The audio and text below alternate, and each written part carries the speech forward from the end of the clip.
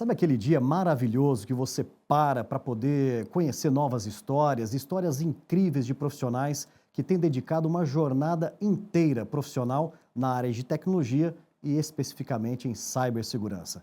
E o meu convidado de hoje, Vitor Sena. Vitor, um grande prazer poder te receber aqui, seja muito bem-vindo. Prazer é meu, obrigado aí pela oportunidade, pelo convite. Muito animado aí pela nossa discussão, por esse bate-papo aí e falar um pouquinho aí de trajetória e de segurança da informação. É verdade. E a sua trajetória, né, Vitor, tanto nos dá possibilidades de poder bater um papo, uma jornada longa, uma experimentação de grandes momentos, mas não foi sempre assim, né, Vitor? Como que foi o início? Queríamos falar um pouquinho sobre família, inspirações, valores, né, que o Vitor Sena traz para os tempos de hoje, que é um reflexo daquilo que a gente aprendeu lá na infância. Como que foi o início de tudo? Bom, eu costumo falar que eu sou paulista por acidente. Né? Meus pais trabalhavam em São Paulo quando eu nasci, mas sou de família mineira, fui criada no interior de Minas Gerais, é uma cidade média para o padrão de Minas, né, chamada Cataguases.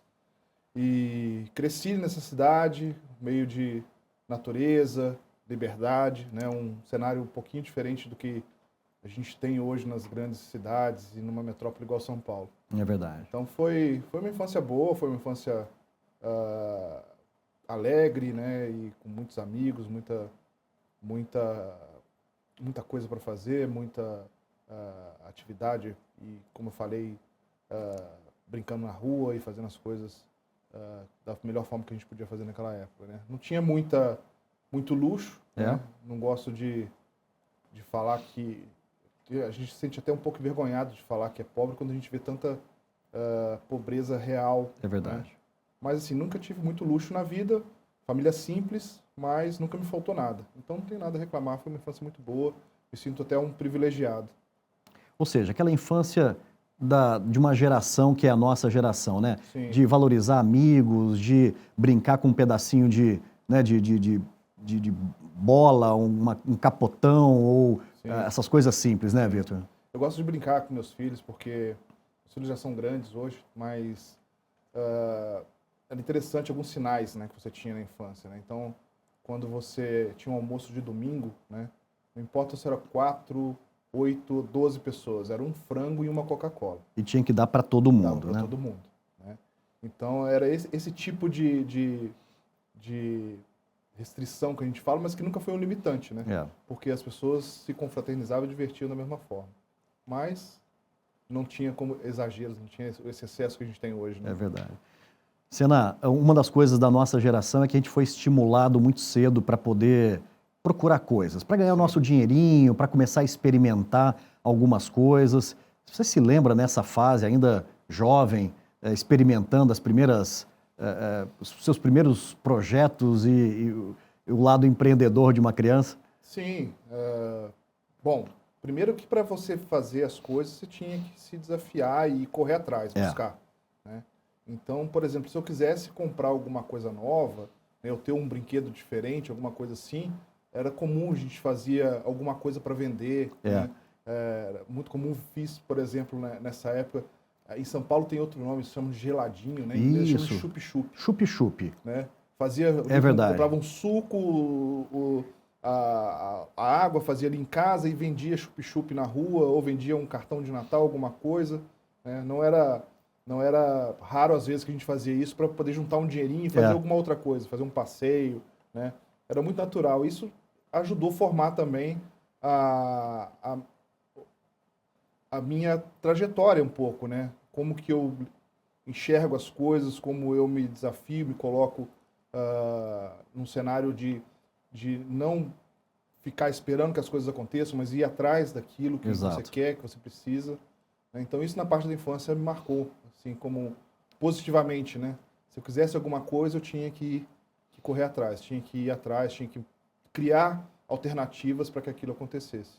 Sena, na sua realidade de família, era percebido que a informática na época, né, era uma profissão do futuro? Ou seja, se falava isso dentro da sua casa, como que foi? Cara, quando criança não existia informática, né? Vou entregar um pouquinho o ouro aqui, ninguém nem sabia o que era. a informática, como era conhecido no passado, entrou na minha vida no final da minha adolescência, começo da minha juventude. Tá. Né? Então eu fiz toda a parte de colégio, né, e ensino médio, como se chamava antigamente. E ao final disso eu quis, era uma vontade minha prestar o serviço militar. Tá. Né? Morei no quartel por 1 ano. Né? E passei por aquela experiência, uma coisa que eu tinha vontade de experimentar, gostei bastante e voltei. Né? Como eu falei, uma cidade pequena, eu tive que ir para outra cidade para fazer isso, né? Fui para Juiz de Fora. E aí quando eu voltei, fui ajudar minha mãe. Minha mãe era secretária de escola, né? Fui ajudar minha mãe nas atividades lá e nesse meio tempo, esse colégio que minha mãe trabalhava estava informatizando, né? Foi quando começou a aparecer o computador, ali em 93 para 94. Isso. Né? Começou a ficar um pouco mais popular. Os PCs, né? Ainda na época do 386, 486. Quem tinha computador antes disso, nessa época, eram só empresas, né? Computadores mais antigos. Antigos hoje, né? E aí, naquele meio, apareceu a oportunidade de eu fazer um curso de informática também. Né? E quando eu entrei para esse curso de informática, comecei a me interessar muito, né? Comecei a ficar muito à frente dos meus colegas na turma, né? E as pessoas da empresa que eu estava fazendo o curso me convidaram para trabalhar lá. Viram que eu tinha ali um potencial, uma afinidade com o tema, e me chamaram para trabalhar. E aí minha família começou a entender o que era aquilo, né? Com o tempo minha mãe me deu um computador, naquela época eu usava fazer consórcio, né? Olha, fazia consórcio. Minha mãe fez um consórcio de computador verdade. e me comprou um computador, um 486 DX266, foi meu primeiro computador. Né? E aí eu comecei a trabalhar nessa empresa, primeiro dando aula para crianças, depois peguei turmas de adultos, depois me convidaram para assistência técnica, fui aprimorando, conhecendo outras coisas. E minha vida em tecnologia começou assim, né? Eu já tinha feito outros trabalhos informais antes dessa época, né? Mas meu primeiro registro em carteira de trabalho foi como técnico de informática. Eu nunca tive nenhum outro tipo de profissão diferente de tecnologia, né? E aí, com o tempo, comecei por essa questão da ambição boa, né? De querer evoluir. Vim fazer alguns outros treinamentos em São Paulo, me especializei e abri uma consultoria minha, uma consultoria, um negócio meu menor. Com quantos anos, Vitor? Eu tinha, eu acho que 20 para 21 anos. Olha, que bacana. Nessa época, né? Comecei a empreender, mas aquilo não era uma coisa que... Eu acho que empreender, eu tenho muito... acho muito legal pessoas que empreendem, que têm esse dom, né? Mas eu era um cara muito sem jeito para coisa, né? Então, às vezes, eu fazia serviço e não cobrava, né? E a gente tem que dar valor para as coisas que a gente faz, né? Então, aquilo, às vezes, não funcionava bem. Eu tomava puxão de orelha, às vezes, da minha família, né? E depois eu casei também muito cedo, casei com 23 anos, né? E minha esposa também sempre me ajudou e tal. E aí eu resolvi... continuar com essa parte consultiva, mas trabalhando para empresas, né? E em 99 apareceu uma oportunidade, na verdade uma empresa aqui de São Paulo estava contratando pessoas para um projeto, era confidencial, não se falava o que era, né? E eu lá de Minas, bem importante falar que nessa época foi quando começou a se popularizar a internet também, né? Não tinha muito acesso à internet, você tinha que ficar até meia-noite esperando para poder fazer uma conexão com o provedor de internet via linha de escada, pagar apenas um pulso, né? E aí eu me apliquei numa dessas vagas para entender um pouquinho mais, passou um tempo, as pessoas não entraram em contato, falei assim, não deve ter dado match ali no currículo, né? Aí minha esposa e minha mãe falaram assim, não, liga para lá, às vezes, né? Não, isso aí não deve ter dado nada. E elas ligaram e falaram com o cara falou assim, olha, a gente viu aqui, gostamos do currículo do Vitor e tal, mas só que a gente viu que ele está em Minas, né? E a posição aqui em São Paulo, eu acho que não daria certo para ele e tal. Eu disse, não, mas ele está em São Paulo. Minha mãe e minha esposa. Olha São só. Paulo. Isso era umas 2 da tarde. Eu disse, então ele pode vir aqui amanhã de manhã fazer uma entrevista? Aí eu falei assim, pode. Aí desligar o telefone. Aliás, passou para mim, eu conversei, fiz uma pré-entrevista ali por telefone, né? Desligou o telefone e falou assim, e agora? Tem que ir para São Paulo. Tem que ir para São Paulo, cidade interior de Minas. São 8 horas de viagem para São Paulo. Corri na rodoviária, comprei uma passagem. Que sensacional, cheguei em São Paulo Vitor. 6 da manhã. 8 da manhã estava na empresa. Para fazer a entrevista era na Telefônica. Fantástico. E ali na 7 de abril, perto da Praça da República, né? E era para um projeto do Bug do Milênio. Bug do Milênio. Né? E aí um contrato de 4 meses, né? E eu nessa gana, né, cara? Eu acho que é uma coisa que a gente precisa manter nas gerações agora. Sempre de querer fazer o seu melhor e tudo mais. Fiz a entrevista na 7 de abril com um gerente lá do setor. E ele falou assim, quando é que você pode começar? Eu falei assim, cara, eu não tomei café. Eu posso descer para tomar um café e volto e já começo. Sensacional, fantástico Aí o cara isso. falou assim, quando eu falei isso, Renato, ele fez desse jeito. Ele pegou a folha assim e falou assim, olha, eu ia te mandar lá para Paulista, mas com a sua postura você vai trabalhar aqui comigo. Me colocou trabalhando com ele, lá na gerência do projeto, né? Que atitude. E aí foi bacana isso aí, porque aí começou minha carreira em São Paulo, né? Aí vim para São Paulo, fiquei esses 4 meses trabalhando, sempre fui muito dedicado, né, nessa parte. Comecei ali como um sysadmin, né, que é uma coisa mais generalista de tecnologia, né? Mas já me interessava por alguns temas de segurança. E aí a Telefônica, num determinado momento, fez um processo de outsourcing para HP. Né? E nesse processo de outsourcing, eles levaram os funcionários. Né? Você fazia ali um contrato, migrava os funcionários para outra empresa. E a Telefônica falou com os caras da HP e falou assim, olha, esse cara aqui ele não é funcionário, ele é consultor, mas a gente faz questão que vocês levem ele. Porque conhece o nosso ambiente, é um cara que responde bem. E aí eu entrei na HP, nesse processo. Isso 2000, 2001? 2001. 2001. 2000, na verdade. Meio de 2000 ali para 2001. Perfeito. E aí eu entrei na HP, como a HP já era uma empresa, e depois passou isso para a EDS, mas aí a HP comprou a EDS, não vou falar tudo como HP, mas isso. HP é EDS. É. Como era uma empresa, a EDS já era uma empresa mais segmentada, né? Tinha as disciplinas ali, já seguia o ITIL, né? Tudo. Na hora de dividir os recursos, eles falam assim, a gente tem aqui área de servidores e área de segurança. Para onde você quer ir? Eu falei assim, eu quero ir para a área de segurança. Aí comecei na área de segurança em 2000, né, 2000 para 2001. Esse ano faz 24 anos aí que eu tô na área de segurança. Que bela história, que história linda, Vitor. E aí foram 12 anos na HP. Uau, uma grande escola, né? Uma construção. E aí trabalhando nas mais diversas áreas, né? Como sendo uma EDS, né, muito voltada à qualidade de processos, né?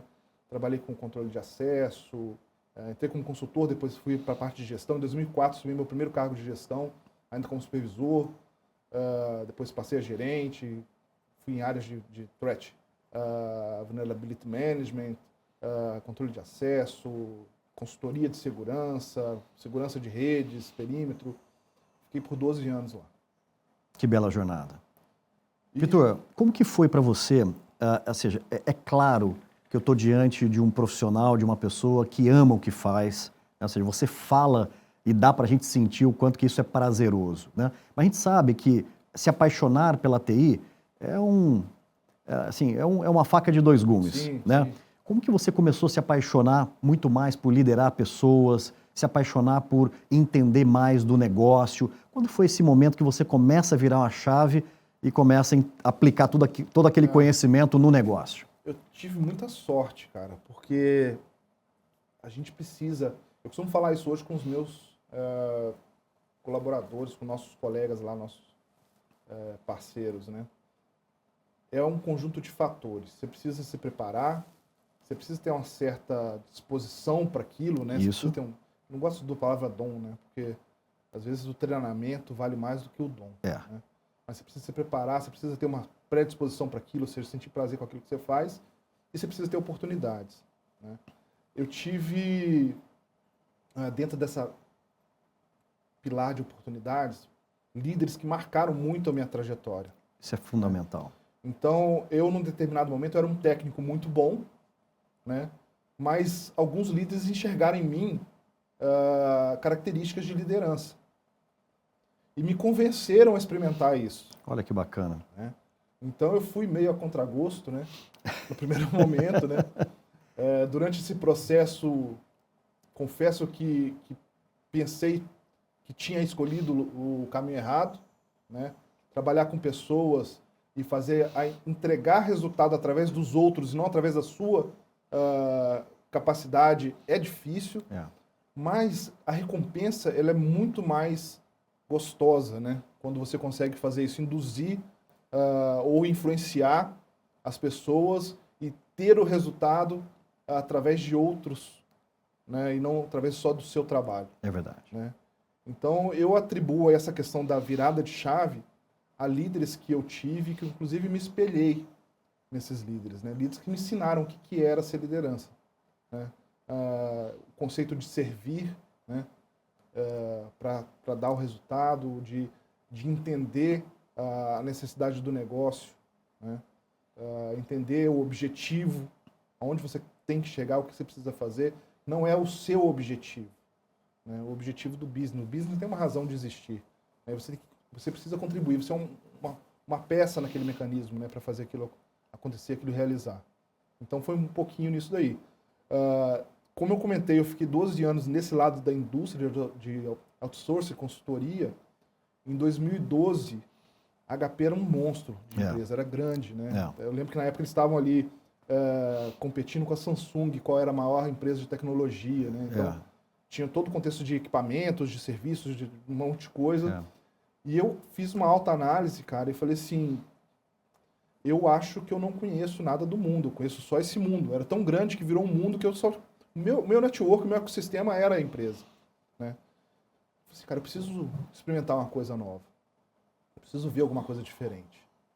Né? E aí, uma pessoa que tinha sido até meu cliente, um dos clientes que eu atendia dentro do portfólio da HP, me convidou para montar a área de segurança e informação da Netshoes, varejo online. Né? Aí saí de um negócio completamente focado a processo, orientado à qualidade, tal, para ir para o varejo e-commerce. Né? E estava bombando nessa época, né? Era quase uma startup. É verdade. A Netshoes tinha feito resultados de 50 milhões em um ano, 100 milhões no ano seguinte, no terceiro ano, 1 bilhão. Incrível, né? Um crescimento, então, foi um crescimento exponencial. E demandava ter segurança. Como toda startup, ela começou ali mais enxuta, sem algumas disciplinas, e depois, pelo tamanho, pela característica do negócio, precisava. E aí fui lá, cara, primeira pessoa de segurança da empresa, né? E para montar a equipe, montar os cenários de segurança, montar tudo. Aquilo foi uma baita experiência na minha vida, que complementou tudo aquilo que eu já sabia, né?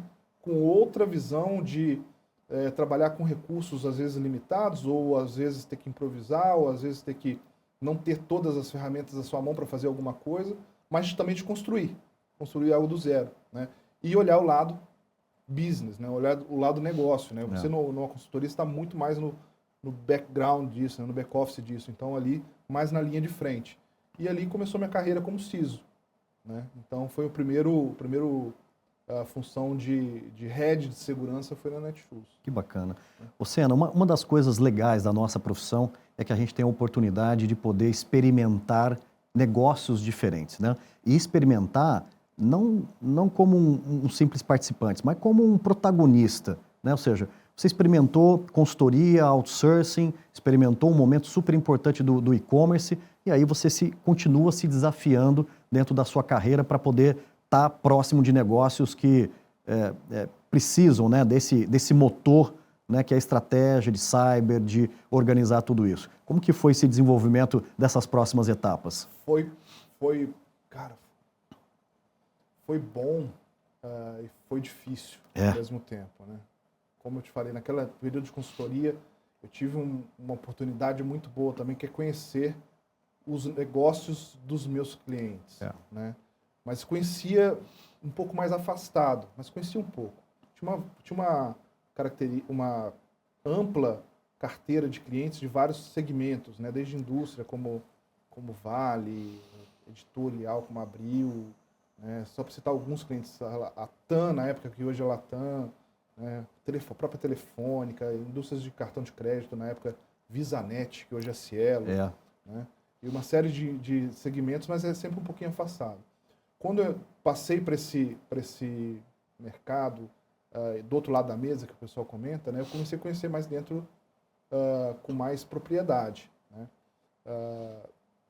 E me envolver, me interessar cada vez mais, né?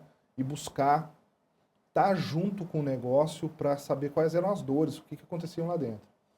E depois eu migrei para outros tipos de indústria, né? Passei por uma passagem rápida na Livraria Cultura, varejo online também, e físico, né? E depois fui para a indústria, até aqui próximo de onde a gente está gravando, né? Aqui em Hortolândia, na EMS. Na EMS. Indústria farmacêutica, né? Fiquei por um tempo na EMS.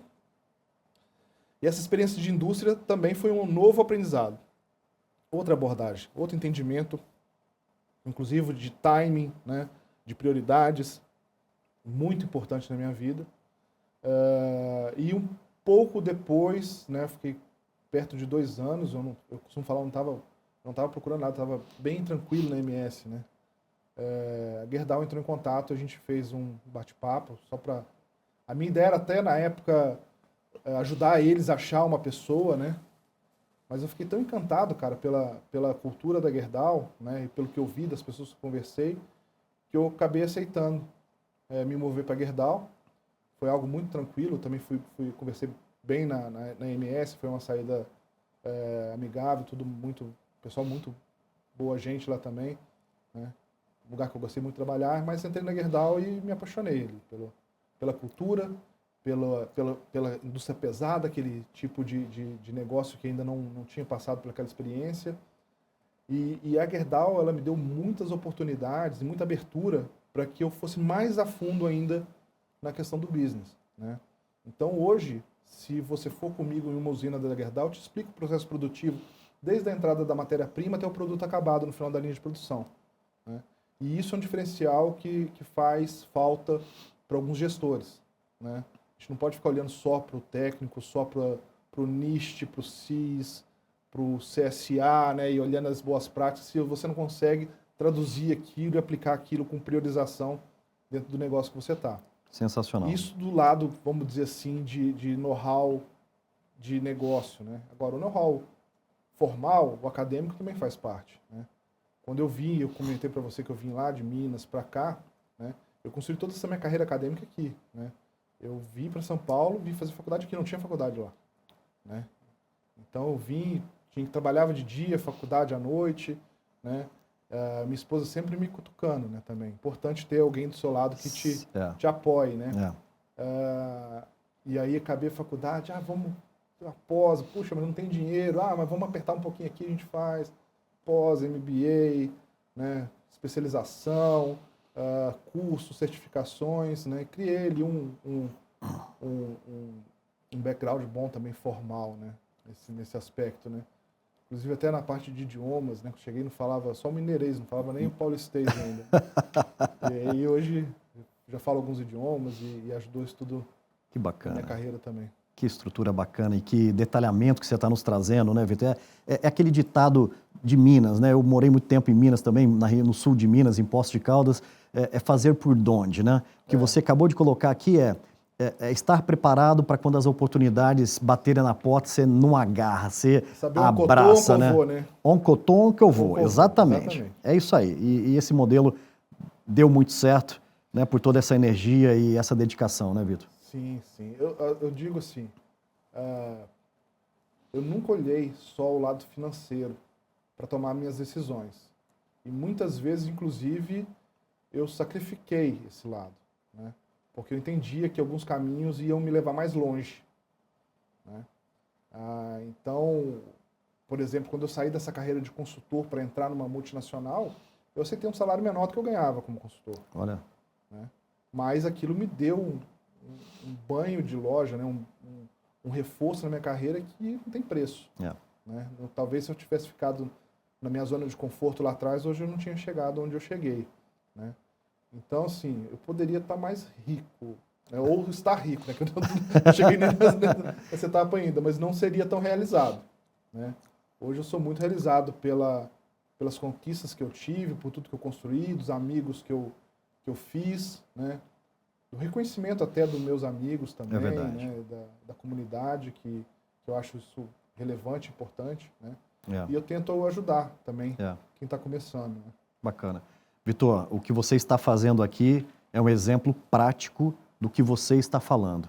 Né? O tamanho da generosidade, né? Da atitude de contar um pouco da sua história, né? Em detalhes, assim, nem todo mundo tem essa oportunidade de conhecer, mas todos sabem, né?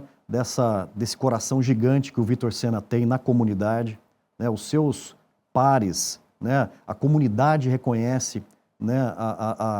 O protagonismo, né? Que o Vitor consegue colocar de uma forma muito simples, né? Humilde, né? De servir, como você mesmo falou, de servir o outro muitas vezes no momento de uma decisão, de uma mudança de carreira, um jovem que está chegando e está querendo se aconselhar com alguém que já rodou mais. E é nesse ponto, Vitor, que eu queria explorar a próxima pergunta com você, que uma das grandes missões que nós temos e propósito da nossa carreira, da nossa posição, é trabalhar a conscientização das pessoas, abrir bons diálogos para falar de cibersegurança, de tudo que está ao redor disso, mas dentro de uma capacidade de traduzir isso de acordo para a linguagem que cada um consegue entender. Né? Para um usuário, numa linguagem de usuário, e para um board, numa linguagem do board. Como que você tem trabalhado esses diálogos? Como que você tem praticado isso lá com o seu pessoal? Isso é bacana, cara. E assim, é uma realização das realizações que eu te falei, uma que eu tenho muito forte comigo. A gente passa por processo de avaliação, né, de performance, etc. E um dos feedbacks mais bacanas que eu tive, que mais me tocou, foi um feedback que eu tive de alguns anos, não muitos anos atrás, 1 ou 2 anos atrás, né, sobre a minha avaliação de performance, que foi citado no comitê de avaliação, que eu sou que eu consegui chegar num estágio que eu consigo falar de segurança do chão de fábrica até o board e ser entendido. Tá. Né? Então isso ficou muito marcado, porque eu sempre procurei fazer isso. Né? Eu era daquele cara que no começo, vocês devem conhecer, né? Vai responder um e-mail, manda uma bíblia, né?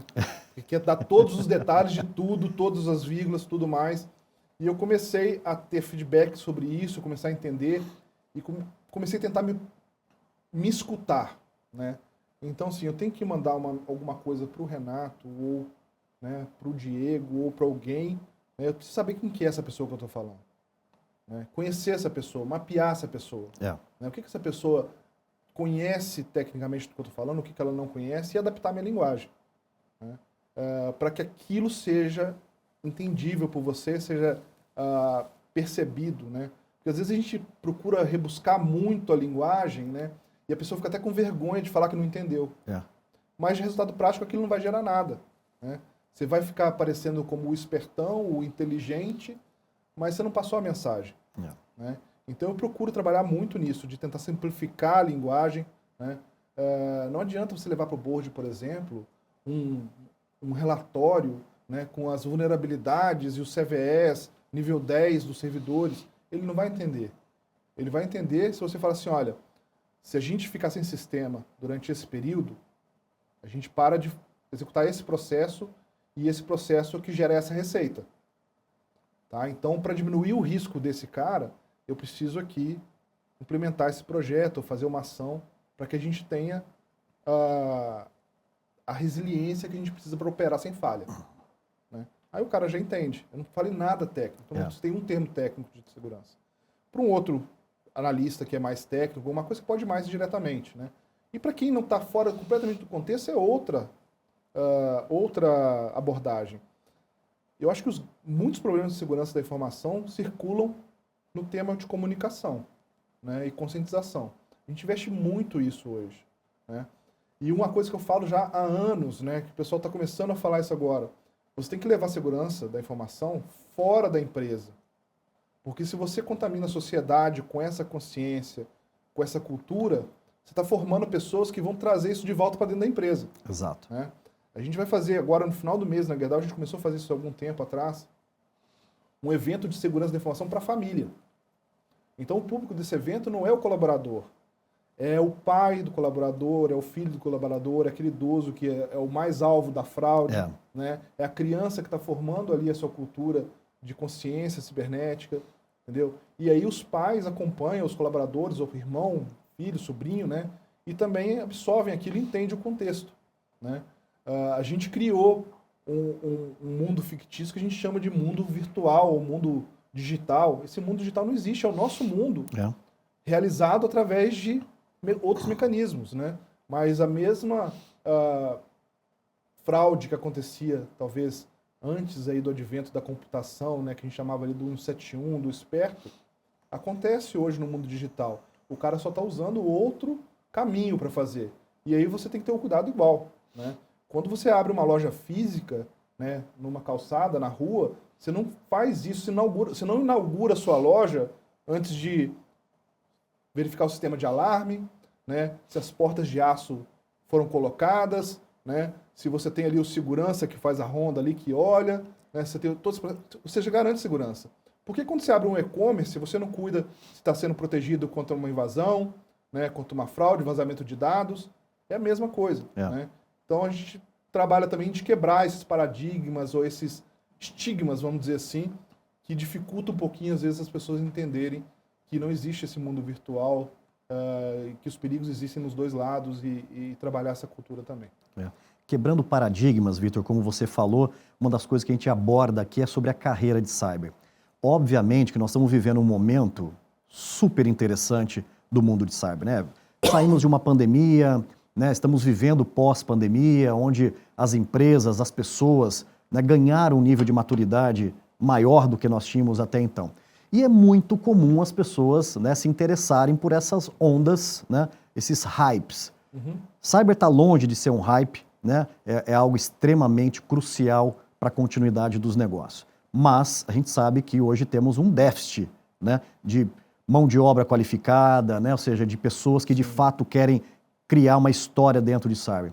Queria que você deixasse uma mensagem, Vitor. Eu acho que você tem histórico, tem moral, né, de sobra para deixar uma mensagem, né, para os jovens que estão ali naquele momento de 16, 17 anos, né, lá no interior de Minas, dizendo assim, pô, a história do Vitor me tocou. Você recomendaria uma carreira para esses meninos que gostam, que curtem, e qual a dica que você daria para eles? Cara, isso aí é um ponto muito importante. Em primeiro lugar, assim, a gente sabe que cibersegurança não é sexy, né? A gente fala. Mas hoje existem estudos que falam que existe no mínimo 4 milhões de vagas em cibersegurança e segurança da informação que não são preenchidas por falta de pessoas qualificadas, né? O que eu vejo hoje no pessoal que está entrando na área, assim, alguns não conhecem o tema. Então, eu acho que a primeira dica é pesquise. Entenda o que é, o que faz, né? Muita gente, às vezes, entra nessa carreira achando que fazer cibersegurança é um jogo de RPG, né? Que vai ter ali um videogame, o cara atacando, você defendendo. Mas tem uma série de outras matérias, né? E que, muito provavelmente, uma dessas vai encaixar com aquilo que você gosta de fazer. É verdade. Né? Até a parte de conscientização, por exemplo, né? A gente tem pessoas no nosso time lá que estavam numa carreira de tecnologia, de designer, de desenvolvimento de sites, que hoje estão no time ali de awareness, né, de conscientização de segurança, e mandam muito bem, estão muito identificados com o negócio, estão surfando aí na onda, né? Então, identificar, conhecer, mapear, né, se interessar, ver se aquilo faz sentido com o que você gosta de fazer, é importante para trabalhar com o que você é feliz. Primeiro ponto. Boa.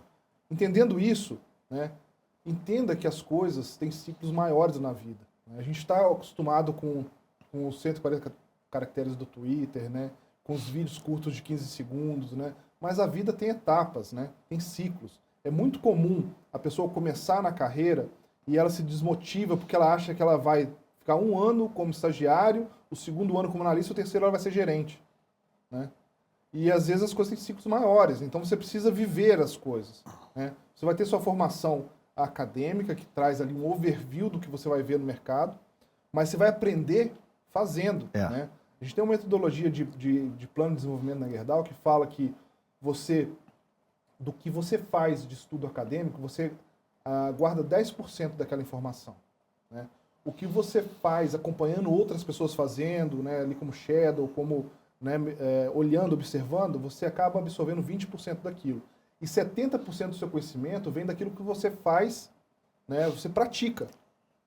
Então, você viver etapas é importante. Então, se você começou hoje num estágio, ou passando por uma carreira inicial ali de trainee ou de analista júnior, né, procure viver aquilo, entender, praticar, conhecer pessoas que fazem o que você está pretendendo fazer, e depois de boa prática, de ter se confirmado naquela primeira estágio, aquele estágio inicial, busque os estágios seguintes.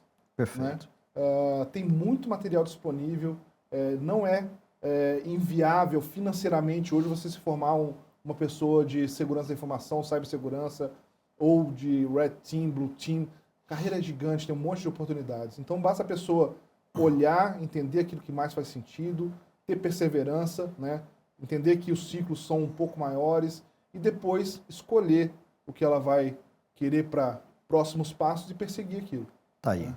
Simples assim. Que bacana. Olha só, queria deixar essa mensagem aqui. Vitor Sena sai de uma cidade pequena do interior de Minas, de ônibus, numa grande sensibilidade da família, das pessoas queridas do Vitor, se desafia, vai para São Paulo, que muita gente tem medo de São Paulo, se desafia e hoje está aqui, contando uma história linda, né? Uma pessoa que é uma referência no setor, não pela posição, mas pela grandiosidade das atitudes e da coragem que você imprime em tudo que você faz, Vitão. Então, que estímulo, que encontro, né? Que tenho certeza que a gente vai colher frutos aí dessa meninada que conseguiu conectar com a sua história. Imagino. Bom, obrigado pelas palavras gentis, né? Como eu falei, eu não sei se eu sou realmente essa referência que você está falando.